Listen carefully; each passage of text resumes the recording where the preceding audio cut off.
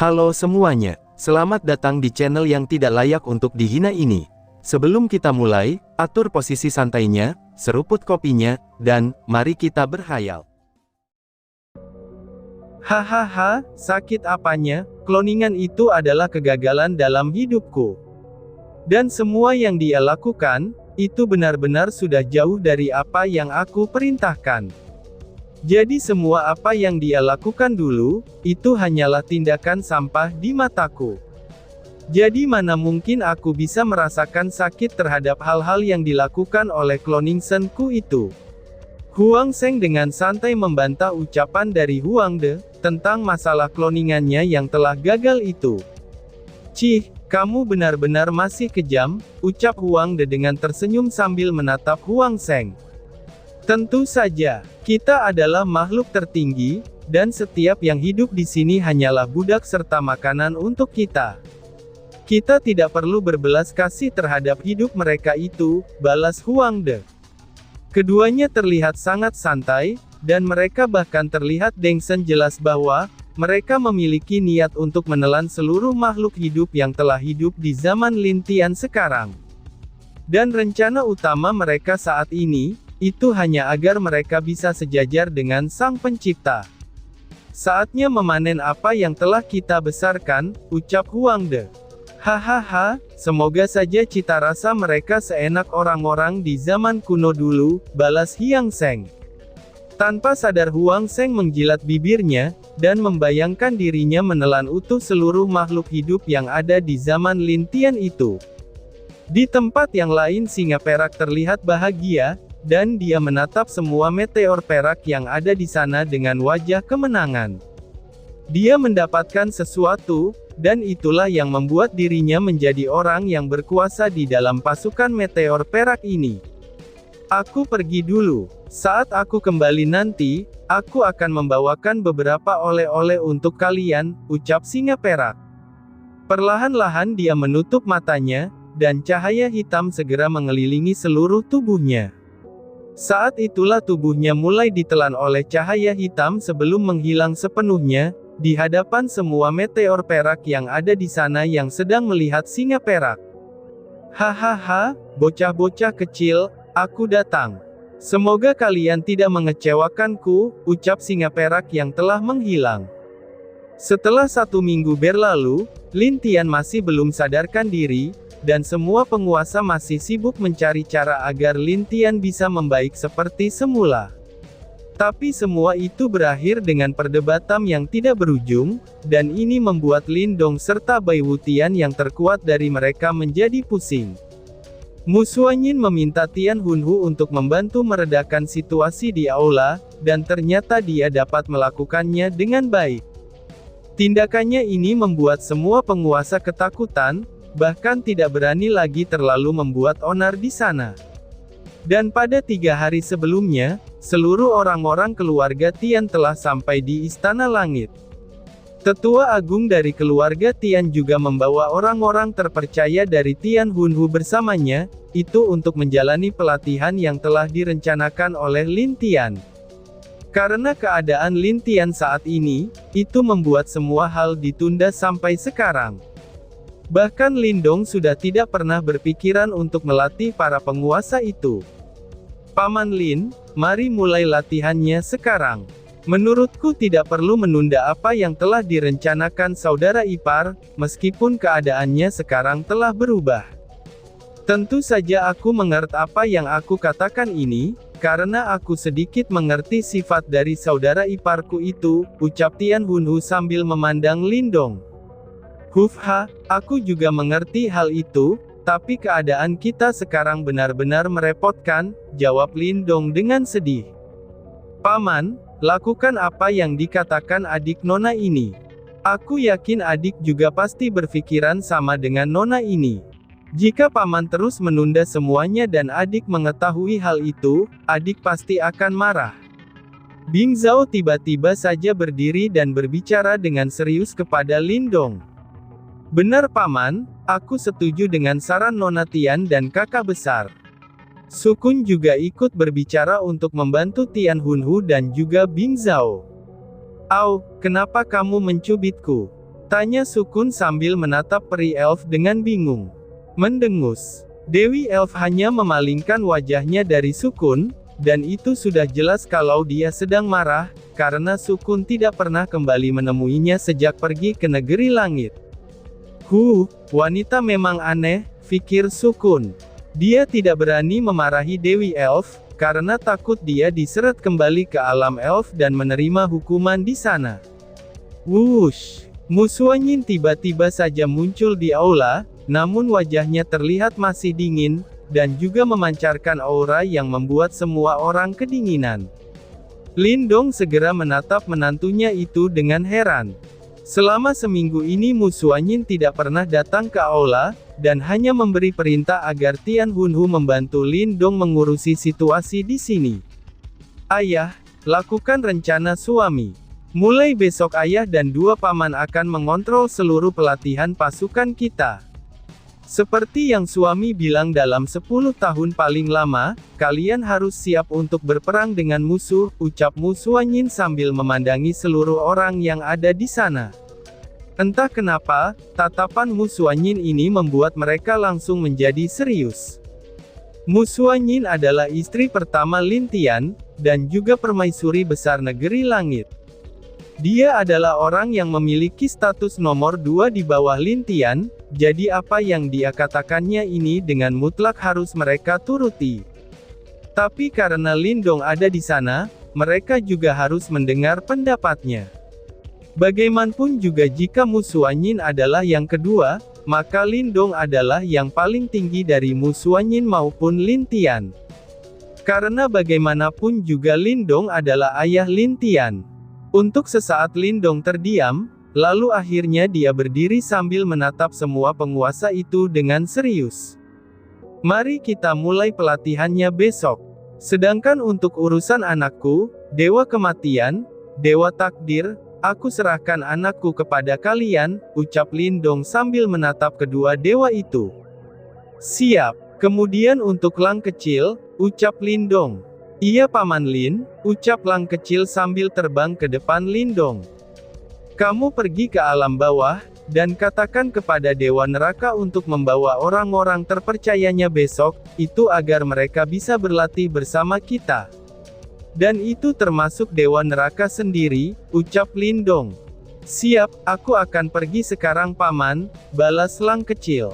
Kalian semua, waktu kita tinggal 10 tahun lagi. Dan jika anakku tidak bisa memberi perintah, biar aku yang akan memberikan kalian perintah. Apakah kalian mengerti? Ucap Lindong. Kami menuruti perintah Sang Kaisar. Semua penguasa dengan hormat mematuhi semua perintah Lindong tanpa ragu. Lindong cukup puas dengan semua itu, lalu dia segera membubarkan mereka agar bersiap untuk berlatih besok.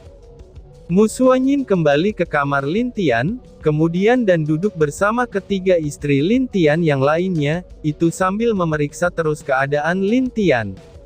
Kakak, kapan suami bangun? Tanya Ling Suer. Entah kenapa, wajahnya terlihat agak kurang sehat. Kamu, suami pasti bangun. Kalian bertiga pergilah untuk istirahat. Lihatlah keadaan kalian ini. Jika suami tahu, dia pasti akan marah, ucap Musuanyin sambil memarahi ketiga saudarinya itu. Kami tidak bisa Kak, kami ini sangat lemah jika dibandingkan denganmu. Kami tidak bisa membantunya dalam hal kekuatan, karena itulah hanya ini yang bisa kami lakukan sebagai istrinya, jawab Lan Jingyi dengan sedih. Kalian ini, Musuanyin tidak dapat berkata-kata terhadap tingkah ketiga saudarinya itu, namun dia juga mengerti dengan ketidakberdayaan ketiga wanita itu. Tiba-tiba saat ketiga wanita itu masih khawatir dengan Lin Tian, tanpa mereka sadari Lin Tian telah sadar. Saat Lin Tian bangun, dia benar-benar bingung dengan kegelapan yang dia lihat. Dia berusaha membuka matanya, dan Lin Tian merasakan sakit seperti terbakar. Desen ini membuat dia langsung berteriak kesakitan. Teriakannya itu juga mengagetkan semua istrinya yang ada di sampingnya ini. Suami, teriak keempat istri Lin Tian dengan cemas. Lin Tian mencoba menenangkan dirinya sendiri, lalu mengingat apa yang terjadi sebelumnya. Hal yang dia rasakan itu benar-benar menyakitkan, namun dia tidak mengerti apa yang telah terjadi kepadanya saat itu. Hufha, Lin Tian kembali tenang, lalu dia mencoba mengedarkan kekuatan jiwanya untuk merasakan semua yang ada di sekitar dirinya itu. Dia dapat melihat dengan kekuatan jiwanya, tapi tiba-tiba saja saat dia baru saja merasakan bahagia, kekuatan jiwanya juga langsung dibutakan oleh cahaya aneh. Hal ini langsung membuat dia memuntahkan darah ke pakaian Mu Xuanyin tanpa sadar. Cerit, suami, apa yang terjadi? Tanya Mu Xuanyin yang tidak khawatir dengan pakaian penuh darahnya itu. Aku tidak apa-apa, aku hanya mencoba menggunakan kekuatan jiwaku untuk melihat-lihat. Tapi aku tidak menyangka bahkan kekuatan jiwaku seperti ditolak oleh energi di sini, jawab Lin Tian sambil menghela nafas. Tidak mungkin. Bagaimana bisa kekuatan jiwamu diblokir oleh dunia ini, ucap Mu Xuanyin dengan tidak percaya. Hufha, itu tidak masalah, sekarang bawa aku ke tempat ayah, ucap Lin Tian yang sedang duduk itu, kemudian dia meminta para istrinya untuk membawanya ke tempat Lin Dong berada. Tidak, jawab semua istrinya dengan tegas. Lah, kenapa? Tanya Lin Tian dengan bingung. Kamu, untuk pertama kalinya Seng Chuer menunjuk Lin Tian dengan marah, dan tidak memanggilnya suami. Tapi Seng Chuer tidak melanjutkan ucapannya, karena dia sadar ini tidak pantas baginya yang memarahi Lin Tian secara langsung. Kenapa kamu hanya memikirkan orang lain?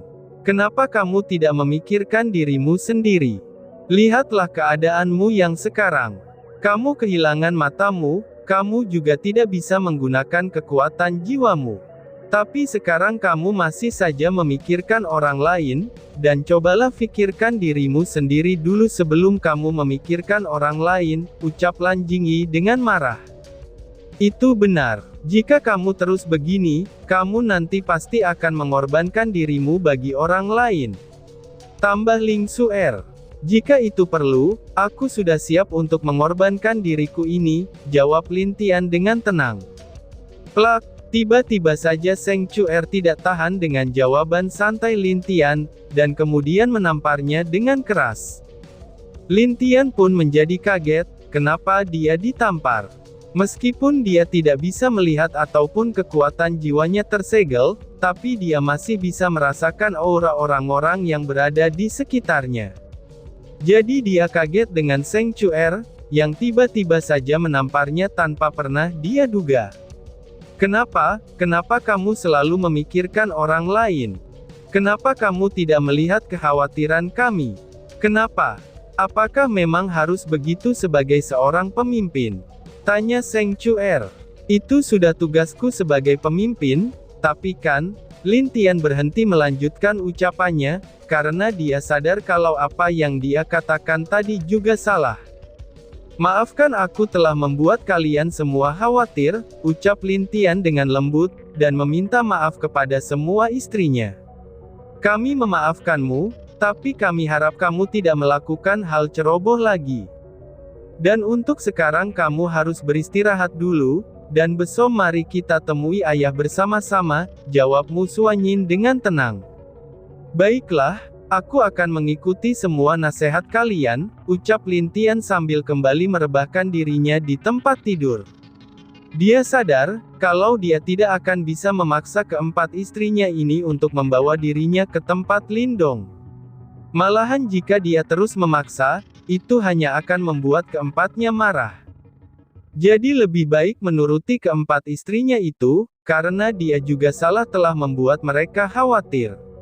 Aku berjanji kepada kalian, suatu saat aku akan menghabiskan waktuku hanya untuk bersama kalian, itu janji Lin Tian yang hanya dia simpan di dalam hatinya. Tapi dia pasti akan menepati janjinya itu, apalagi untuk keempat istri yang mencintainya ini. Apakah ada sesuatu hal besar yang telah terjadi selama aku tidak ada? Tanya Lin Tian kepada Mu Xuanyin. Tidak sayang, hanya saja, Dewa Takdir mengatakan sesuatu yang bahkan membuatku tidak percaya, jawabmu Suanyin.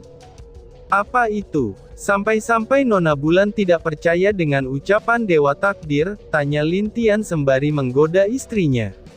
Ini akan sedikit buruk jika kamu menggodaku seperti itu, ucapmu Suanyin sambil mengejek Lin Tian.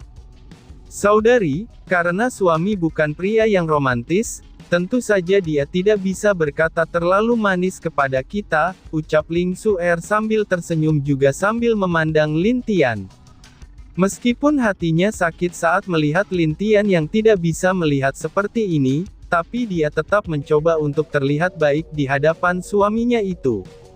Ayolah, aku memang bukan pria seperti itu. Tapi setidaknya, aku pria yang selalu bersikap jujur kepada istri-istriku ini, jawab Lin Tian membela diri. Oh ya, apakah kamu yakin? Kenapa aku agak sedikit ragu dengan ucapanmu suamiku? Jika aku dan Seng Chuer tidak ada, entah berapa wanita lagu yang akan kamu tarik ke dalam pelukanmu. Meskipun aku tahu bukan suami yang menarik mereka, tetapi suami tetaplah bersalah karena penampilan suami yang membuat mereka tertarik, ucap Lan Jingyi. Mendengar ucapan Lan Jingyi, Lin Tian langsung terdiam. Dia sedikit berpikir, lalu perlahan-lahan menghela nafas. Memang benar juga apa yang dikatakan oleh Lan Jingyi barusan. Jika kedua istrinya ini tidak ada, mungkin beberapa dewi di alam langit akan mengejarnya tanpa henti. Untuk beberapa alasan, Lin Tian bersyukur dengan kedua istrinya ini. Itu sudah jelas, kalau mereka berdua yang telah mengusir para dewi agar tidak mendekatinya. Mendengus, tapi menurutku, suami tidak akan tergoda. Apalagi suami adalah pria yang acuh terhadap orang luar, ucap Seng Chuer dengan polos. Adik, apakah kamu ini terlalu polos atau bodoh? Tanya Mu Suanyin sambil menghela nafas. Lah, kakak, Chuer tidak akan mengerti tentang itu. Bagaimanapun juga dia adalah wanita polos yang dan bersih, tapi itu sebelum suami menghancurkannya, ucap Lan Jingyi sambil bercanda. Itu ada benarnya juga. Sepertinya suami kita telah terinfeksi penyakit para berandalan itu, ucap Ling Suer yang juga menambahkan ucapan Mu Suanyin. Mendengus, apakah kalian pikir aku ini adalah pria yang jahat, yang suka mengambil kepolosan wanita polos, begitu ya? Jangan samakan aku dengan berandalan itu. Balas Lin Tian yang tidak terima disamakan dengan semua berandalan. Hahaha.